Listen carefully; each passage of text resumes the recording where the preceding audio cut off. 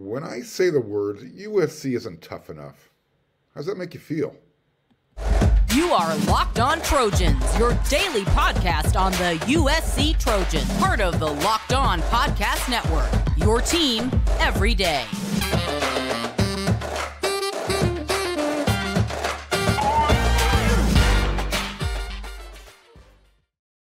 Fight on, everyone. I'm your host, Mark Hulkin, and thank you for making Locked On USC your first listen every day. Whether you're watching on YouTube or wherever you like to download your podcast, we are free, and I really do appreciate your support. If you want to become a free subscriber on YouTube, it's really easy. Just hit that red subscribe button, and then also don't forget to hit that thumbs up that like button. Both mean a whole heck of a lot to the show. And because Locked On USC comes at you Monday through Friday, hit that bell notification button. You will not miss an episode.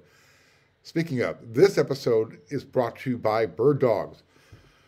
Go to birddogs.com/LockedOnCollege, and when you enter a promo code LockedOnCollege, they're going to send you a free custom Bird Dog Yeti-style tumbler with every single order. So I asked the question. I actually made a statement. Is USC going to be tough enough in 2023 to win the tougher schedule, win tougher games against a much tougher schedule than what they had last year?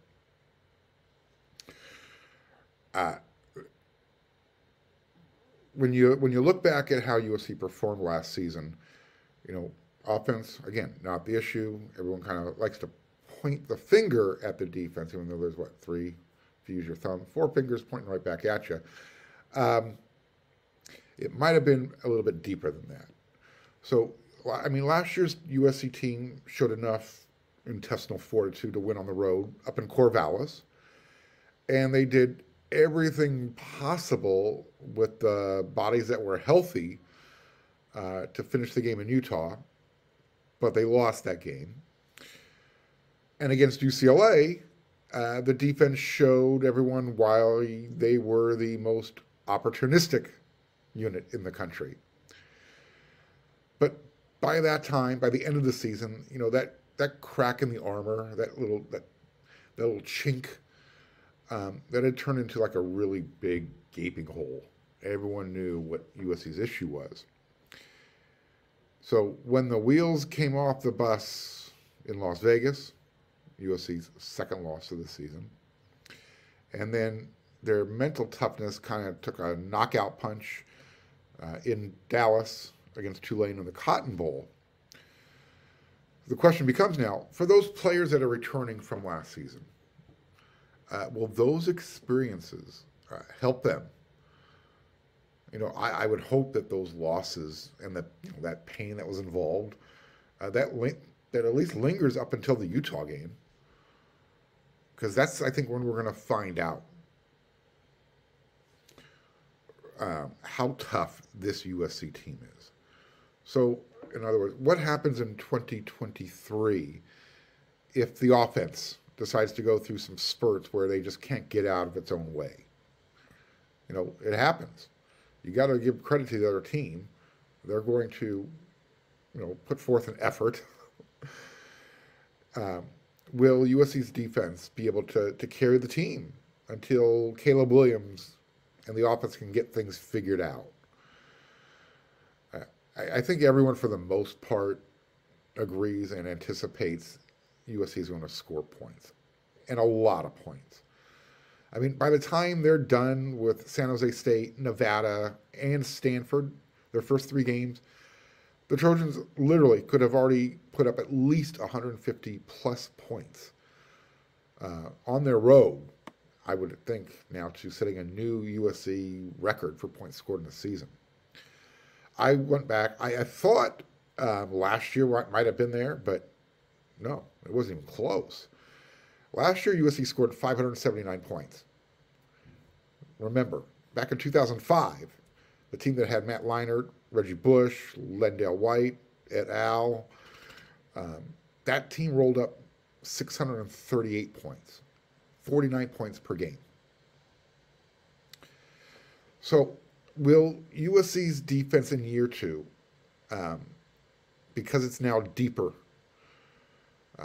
across the board too. How will they react when USC has those 3 and outs on offense? It's going to happen. Anticipate it happening in South Bend. It's going to happen in Eugene. This is that second half of the season when the schedule gets really, well, I shouldn't say really, it's going to be much tougher than the first half of the season. And when you compare it to last year's schedule, much tougher. I mean, I can go back and think back to last year up in Corvallis, and watching Caleb kind of hanging by himself when he struggled. But then he would eventually, he started to kind of rally, get back with everybody, rally the troops. Same thing kind of happened when against Washington State.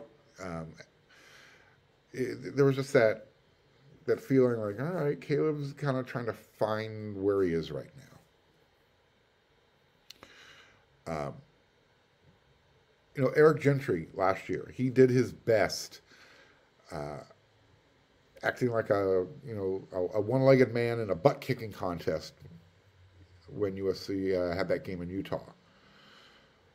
So is this Trojan team, are they better equipped to win a grind-out slugfest? Against the Oregon States and the Washington States, that USC was good enough in 2022. But they don't play either one of those programs this season.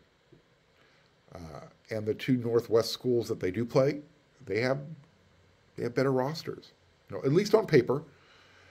And they have 2 of the better quarterbacks in the conference, and I'm going to talk about those guys in the next segment. So we know how the 2022 roster came together for USC. And so even though there was that infusion of transfer portal talent, there wasn't enough. So do the additions of Anthony Lucas and Bear Alexander and Keon Bars and Jack Sullivan, do those guys bring that toughness factor? That's what I'm talking about, a deeper roster. Mason Cobb, is he another? Apologize for that ding in the background there. That shouldn't have happened.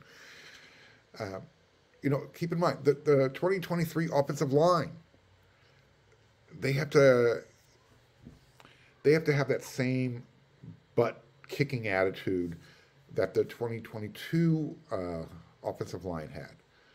And if you watch and listen to the show every day, and I thank you, all of you everydayers who do, then you know how I feel about the offensive line room as of today.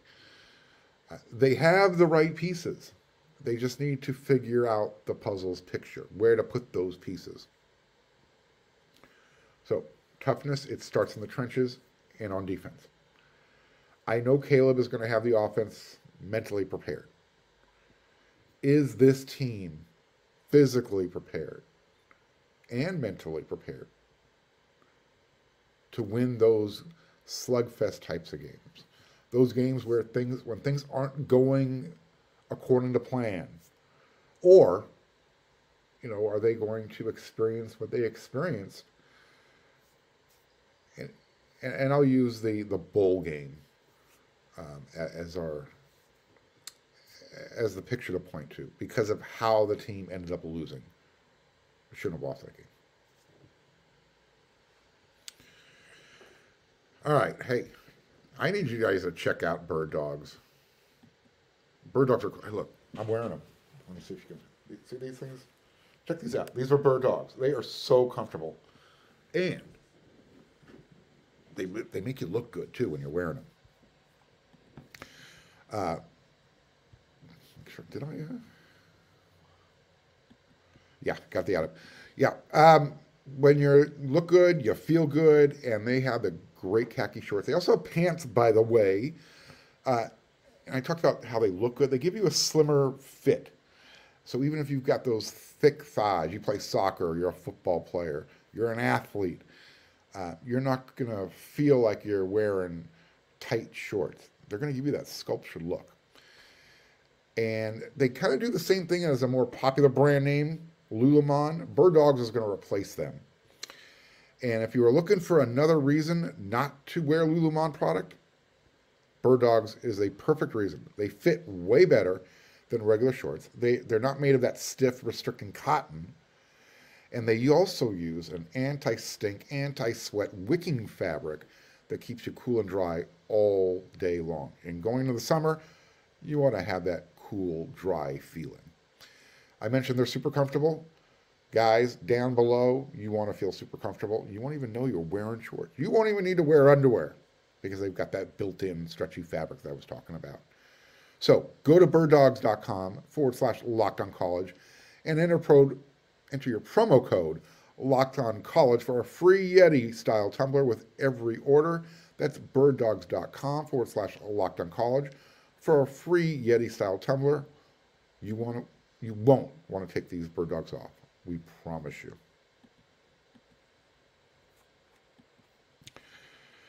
So Caleb Williams is the #1 quarterback in the country. And that means he's also the #1 quarterback in the Pac-12. See how that works? But how would you rank the #2, 3, 4, and 5 quarterbacks, not in the country, in the Pac-12? There was a Locked On Network poll asking the host this same question. Rank the top quarterbacks 1 through 5.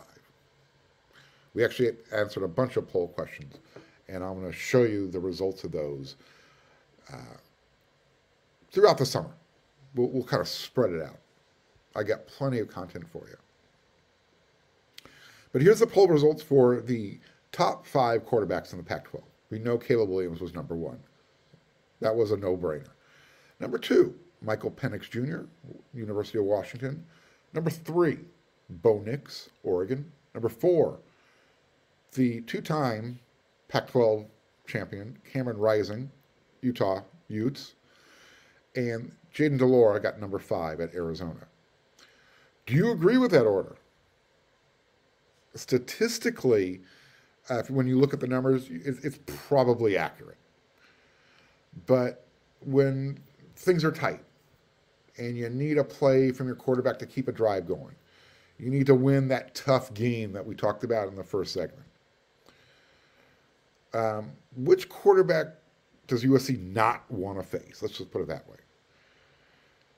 I think Cameron Rising probably deserves to be #2, right? Based on what we saw last year alone. Now, Michael Penix Jr., he's got a couple of NFL caliber wide receivers that he gets to throw to on a weekly basis. That makes him a threat.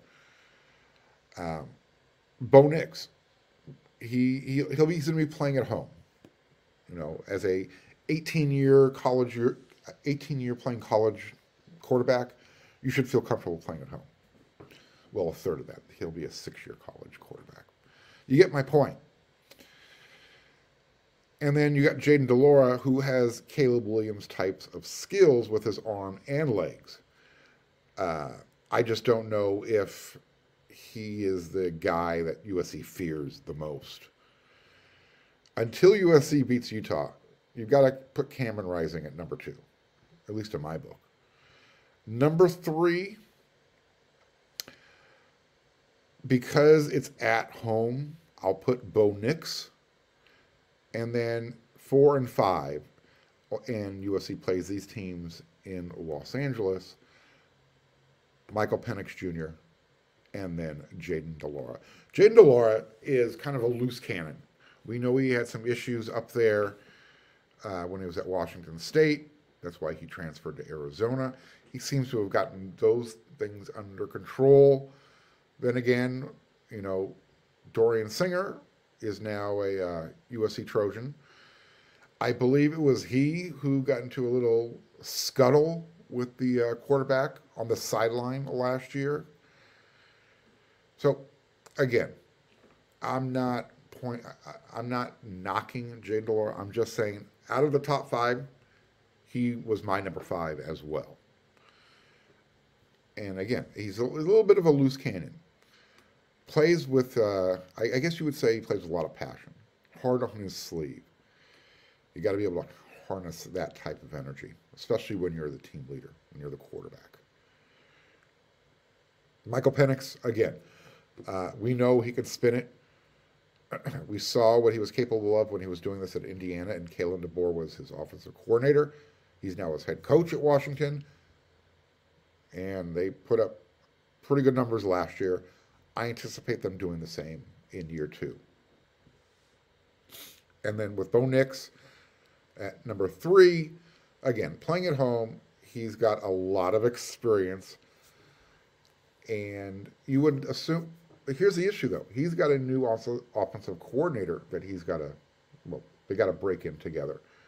His name is Will Stein, came over from University of Texas, San Antonio.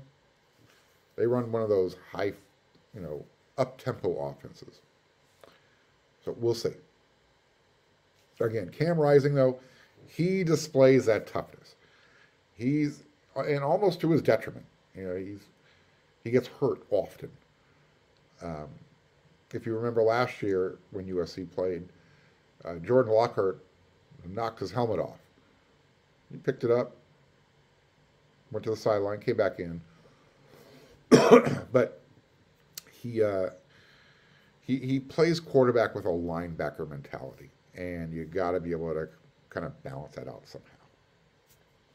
That's why he's the type of quarterback that I think scares, at least maybe that's the wrong way to describe it. If you've got 3rd and 5, if he doesn't throw for the first down, he could run for it, and he's willing to sacrifice his body. That's the type of quarterback that typically gives USC problems. The mobile quarterback. And you add in that physicality, toughness factor, man, it's a whole nother dimension. So, what do you say?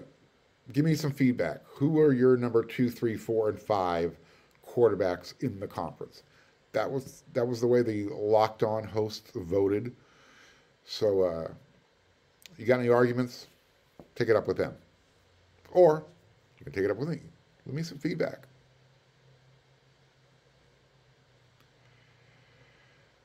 All right, before we get out of here, as you can see on today's show, I'm going to go over a little bit of recruiting notes, odds, and end stuff. It's hump day, kind of the middle of the week. Not a lot going on, but there's a little bit that I can feed you, kind of keep your appetite satisfied until the next episode of Locked On USC. 5 times a week. Thank you, everybody who watches.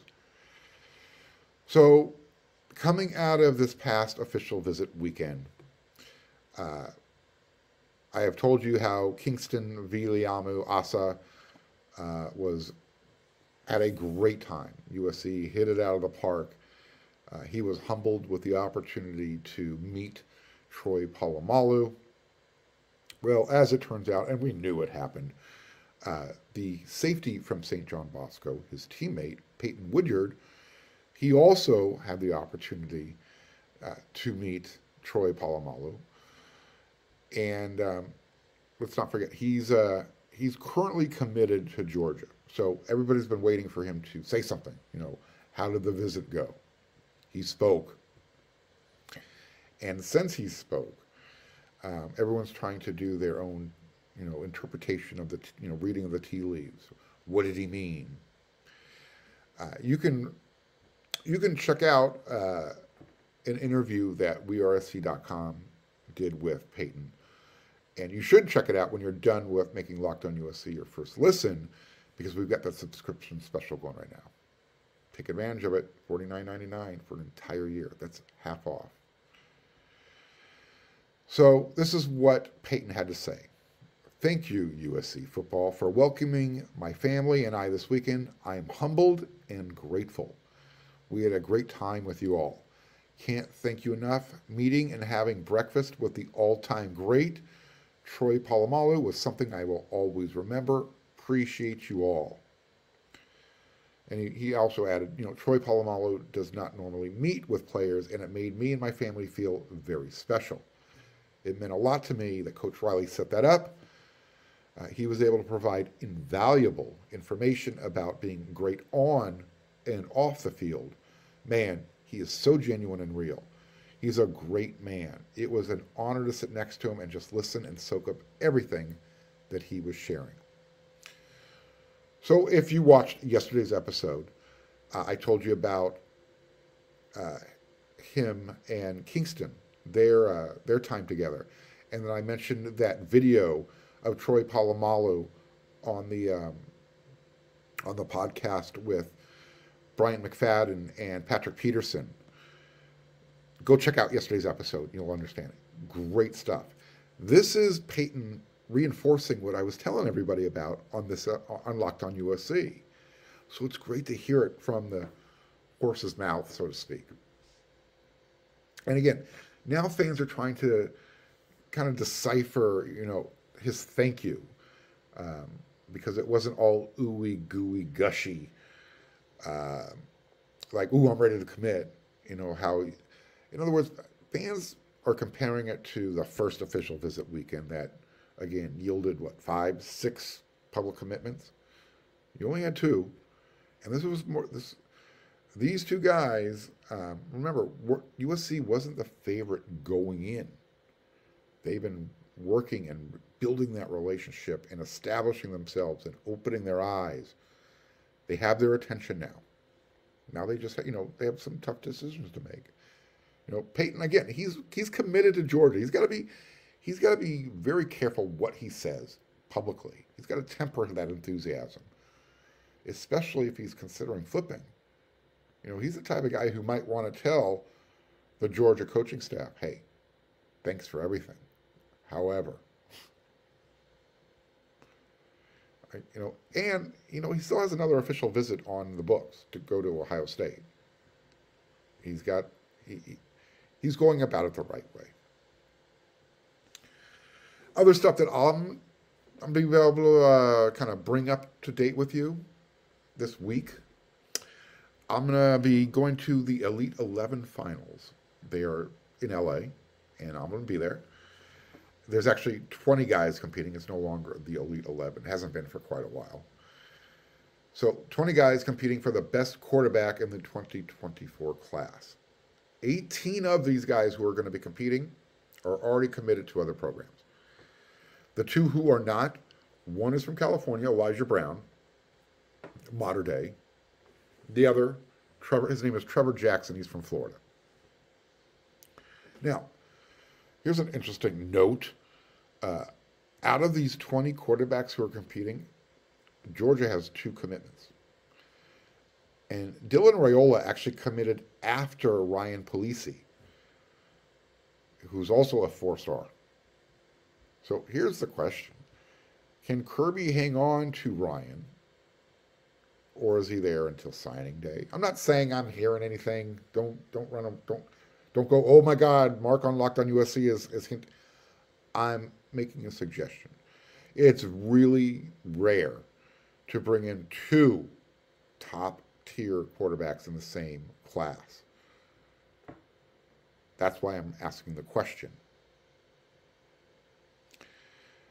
Something else that was kind of odd, only 2 quarterbacks from the state of California made the cut in the Elite 11. One of them, Julian Sayin, who is committed to Alabama. And then I mentioned Elijah Brown, who's uncommitted, but most assume is going to choose Stanford when everything is all said and done. Now, besides Elite 11, what else is going on this week? Oh, well, how about the OT7 finals? It's a 7-on-7 event.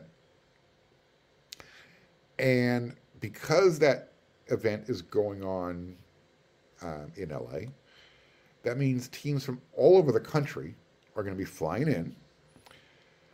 And because, again, the tournament is in Los Angeles, there's a rule that allows teams to stop by campuses and kind of take tours and speak with the recruiters.